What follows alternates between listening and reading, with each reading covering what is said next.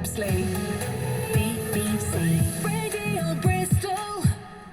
And I welcome my first guest of the day into the studio. I'm delighted to say I'm joined by the astronomer and landscape astrophotographer, Josh Dury. Josh, welcome to the studio. Thank you for having me, Steve. Not at all. Now, Josh lives in the Chew Valley and is a very talented photographer, particularly of the night sky and night sky phenomena. And we'll talk all about that in a moment. But let's talk a little bit about your background first of all. Tell me a bit about your early days, where you grew up. Where did you go to school? Where did you hang out as a youngster? Sure, all right, Steve. So really, my journey for landscape astrophotography began at the age of 7 years old.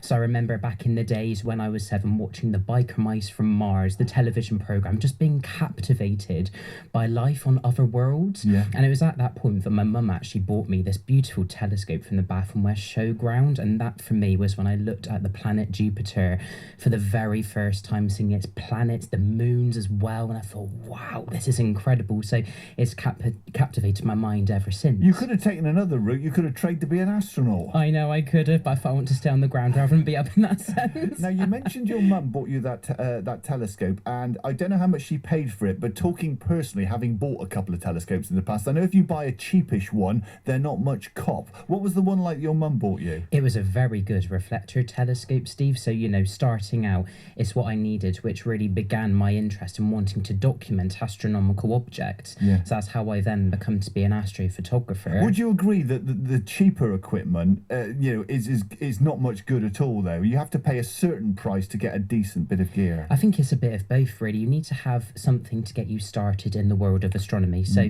if it's on a budget to see something in the night sky, that's brilliant. You can always go further if you wish to. Yeah, you can use binoculars as well, can't you? Just to have a look at the night sky. People forget, they've got 2 lenses. They're as good as a telescope often, aren't they? Yes, you can. And that's when I started my first astronomy group, Mad Viewers over in Wiltshire, just a shout out there. And that's, looking through binoculars, you can see some amazing astronomical targets, star clusters, galaxies, you name it. So you got the interest in the night sky. When did the interest in photography alongside that come along then? Gosh, it's when I studied at Chew Valley School, Steve, would you believe? So I did my A-levels in astrophotography, did a foundation at Weston-super-Mare, and then studied for a Bachelor of Arts in Photography here in Bristol. Were you the only one at school doing that particular bit of study? I was a bit of an odd one, I must say, but it was with that, yes, I was delighted to say it was with first class honours, which was really good.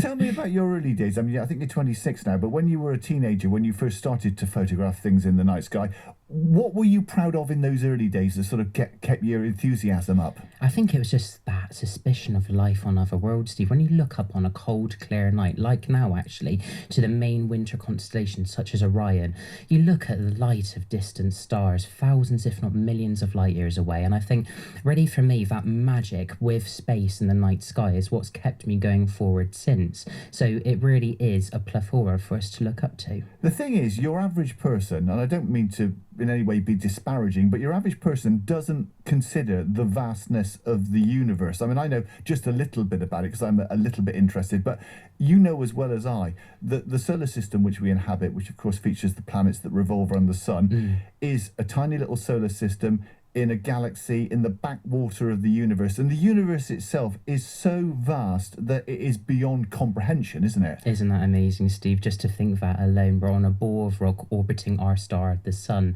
And for your listeners on Radio Bristol and Somerset, where we're living in more light polluted areas, we're seeing less views of the night sky. So where I live, luckily, in the Mendip Hills, being a super national nature reserve by His Majesty the King, to have all these places protected, it just gives us, some public awareness that we must be protecting the night sky. Yeah, and the way technology has moved on, I'm talking about the big boys here, because I remember when the Hubble telescope went up, and I actually interviewed Patrick Moore at the time. He was sort of commentating on it when it was originally launched, and there was issues with that and the mirror and one thing and another. But the point I'm trying to say is that with that telescope and one subsequently like the James Webb, the amount of extra detail that has been brought home to us and has expanded our knowledge of the universe is amazing, isn't it? Yes, it's incredible with Hubble now, the James Webb, and even here on the ground, our landscape astrophotography equipment we use, it's changing all of the time, Steve. So we're getting even better clarity images of our view to the universe. But do you sometimes think, this is just so vast, so enormous, so huge, and wherever it ends, the universe, what's behind it? I mean, how could it ever exist in the first place. Yeah, it does make you think that, many people say to me about life, is there life out there? And I say, look, if we're here in our home galaxy, the Milky Way, and we're one chance of having life here, there are millions, if not billions, of other galaxies out there in the universe. And I am certain there must be life out somewhere in one of those other galaxies. And another factor we must put into the mix is distance. I mean, it was hard enough to get to the moon, and that was back in the 60s into the 70s. Of course, they're talking about going to Mars. Several countries are at the moment, Yes. which is, our closest planet. But then to even get to the outer reaches of this solar system, Uranus or Neptune and Pluto, I know, which is now a minor planet. I mean, that would be a staggering achievement. I know we've Yes. sent out unmanned probes, but we're just talking about a piddly distance in astronomical terms. So to travel from a planet that possibly might be habitable, in another solar system, somewhere else, the distances involved are just staggering, aren't they? It really is. When I look at the light of distant stars, to think that they have travelled as far back as the Jurassic period, to the time of the dinosaurs, I cannot, question that. Looking at beautiful galaxies, one to mention Stephan's Quintet, a beautiful group of 4 galaxies, and to think that light has been travelling through space for that period of time till now, I think, wow, isn't that incredible? And that's what makes me wonder whether we will ever get alien visitors, purely because of the mechanics of actually moving such vast distances, unless, of course, they've evolved some sort of technology which enables them to travel those distances. We don't know, do we? No, we don't. It's an area we must explore, and something which I'm so passionate to show to many others. Well, what's your view on aliens? Because, of course, for many years, there's been a lot of people who say that aliens have been visiting the Earth, and NASA has been a bit more free and easy in recent years about sharing some of the footage that they've got that's been taken from fighter jets and aircraft carriers, where they've been buzzed by these objects that have moved at incredible speeds. Do you think, honestly, that we've been visited by creatures from another planet? Well, when you see things in the night sky, Steve, over the years since I was 7, I see things I can't explain. And, we consider high aircraft, we look at things like the crop circle phenomenon discussed back in the 90s, strange balls of light. And when I look up to the night sky and I see some of these things, you do question yourself, like, is there something? Are we already, is there some means of communication? But again, the thing is, we just simply don't. No. It's infuriating, and isn't it's it? infuriating. You want it to be, a real thing. But yes, it's amazing to think, is there life out there? Are we alone? I used to take my hat off to the Dutch writer Eric von Daniken, who, of course, famously wrote that book about Was God an Astronaut? Because he collected evidence from all over the world, but he'd go to ancient ruins and look at paintings with their images which looked like humanoid figures in spacecrafts or whatever. Whether it was correct or not, it was a brilliant idea and a brilliant sort of ruse that he came up with. But the idea that we may have been visited by aliens that helped build the pyramids or the Nazareth lines or one thing and another around the Earth, it's nice to think that there might be other animals or creatures out there, isn't it? It is, but also is quite a nice juxtaposition is what is alien to us now, especially at places like Stonehenge. We look at objects like the sun and the moon as gods back in the day.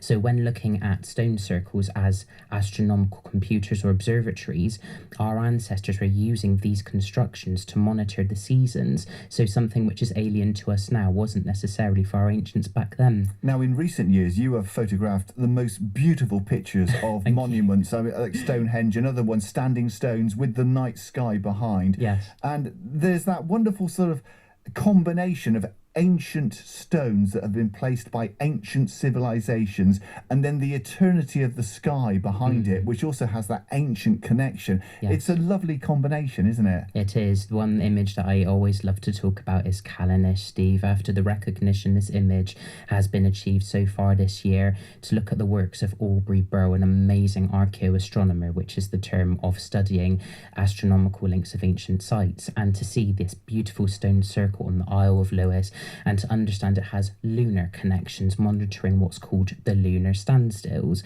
And so to photograph this one stone circle really was an enigma, and that trip changed my life. And so to have gone from a period of not taking any photographs at all for a year to then becoming an award-winning astrophotographer, I thought, wow, Steve, this is something special. You mentioned Stonehenge a moment ago, and Yes. the way that they were may have been created as a sort of a calendar themselves. There's been what they call progression over the years, where our position as a planet has slightly tipped in the solar system, hasn't it? Yes. So what Stonehenge lines up with these days isn't exactly what it would have lined up with in the past. Is that correct? It's really interesting, Steve. So with the collaborations I've made with English Heritage, to have this very rare privilege of going inside Stonehenge with thanks to English Heritage, when you are there and you read the papers and you see how the hill stone itself, which is the stone outside of the monument, has actually been moving at a diagonal at the same angle as the movement of the sun itself,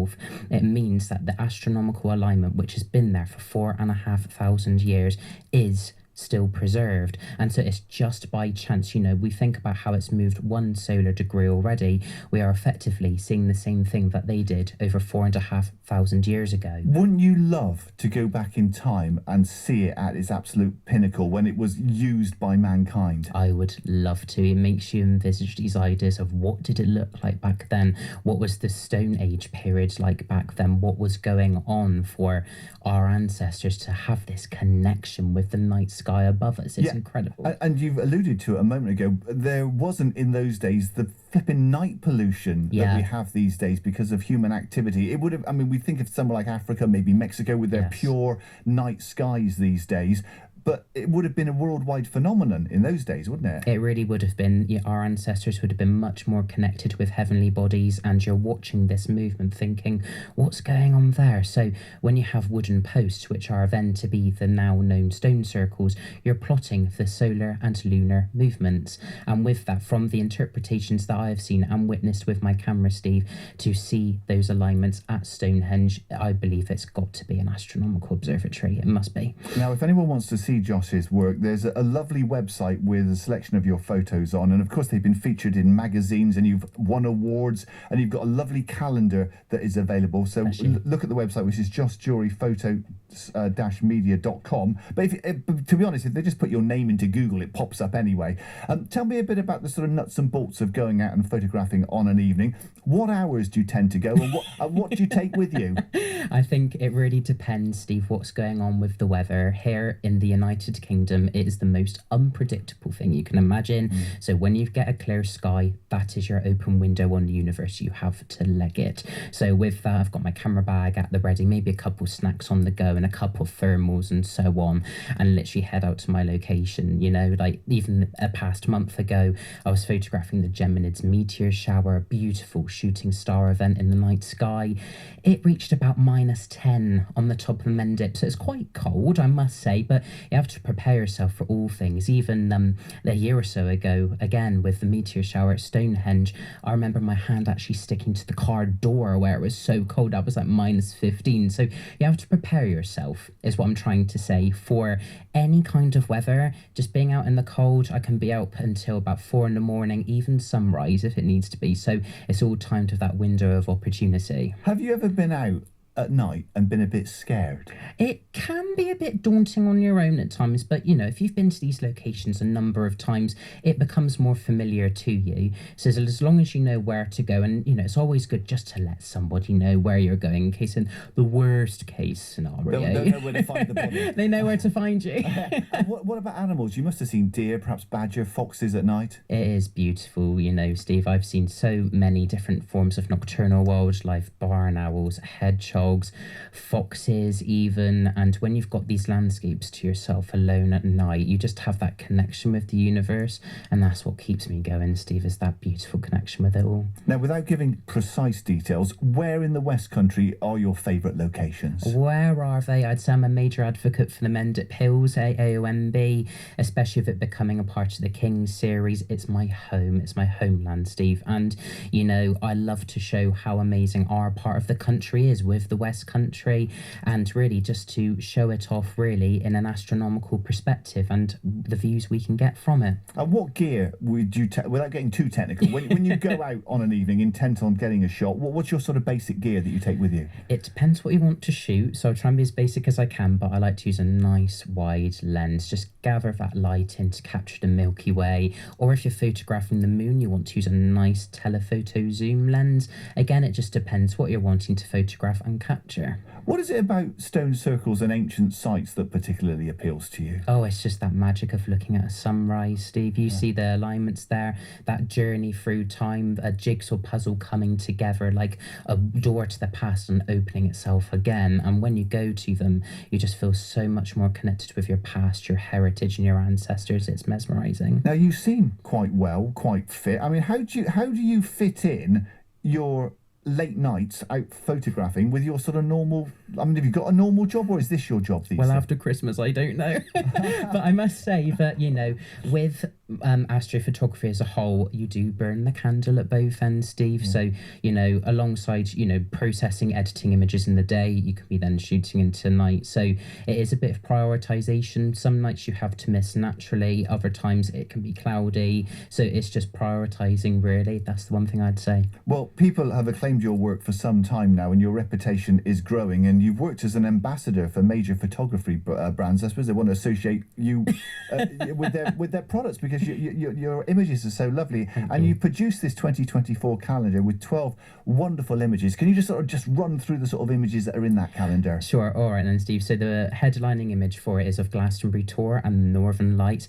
It sounds bizarre, but yes, we can see the Northern Lights on rare occasions. On rare occasions, I must emphasise, from here as far down as Bristol and Somerset. But other images just highlighting Corfe Castle down in Dorset, you know, a major iconic landmark that heavily photographed, but I love it. Images of Stonehenge, as we recently discussed, the Mendip Hills AONB, you know, just really covering all of the main highlights of the Southwest. Well, if people want to get hold of the calendar, they should go to your website. I would just put Josh Dury into Google. That's spelled Josh Dury, Dury, Josh Dury Photo media. It'll come up. If you just put your name in, it'll come up. Now, if money was no object, where in the world would you like to visit to do some photos? I've already got a couple plans up my hand, Steve. So next year there's a lot of eclipses going on. So I'm already making some plans to potentially travel to North and South America for those. But really, I'd like to try and go somewhere, I don't know, a bit more off the cuff, like Alaska, to see the Northern Lights, or even what's called the Aurora Australis, which is the Southern Lights. That's a very rare phenomenon. You can see that from New Zealand, Southern Australia. There's all these amazing occurrences to see. Well, congratulations on the career and the reputation that you're building, Josh. Your photo. I mean, I presume you must take a few duff photos and you select the best, but the ones I've seen are fantastic. And finally, you know, over the next few weeks, what have you got planned? What have I got planned? So there's a number of things going on, Steve. So I'm already looking at potentially speaking for the photography show up in the NEC in Birmingham. Recently just been selected to talk on BBC's The One show, which will be really exciting. So hopefully working with Dr. Maggie Adair-Pocock from The Sky at Night. Oh, she's fantastic. She's a lovely lady. I've worked with her a number of times now. She's great. So looking forward to photographing eclipses. We've got a lot of those coming on, and just travelling the world to see more of the nature's wonderful, spectacular events. Well, you are a brilliant ambassador for night photography. If people want to find out more details, they need to just look at your website, joshjuryphoto-media.com, where you can also see a link to his 2024 calendar with 12 wonderful images. Josh, thank you for coming in today. Happy Christmas and a happy New Year to you. Brilliant. And Happy New Year to you, Steve. Thank you for having me. What a pleasure.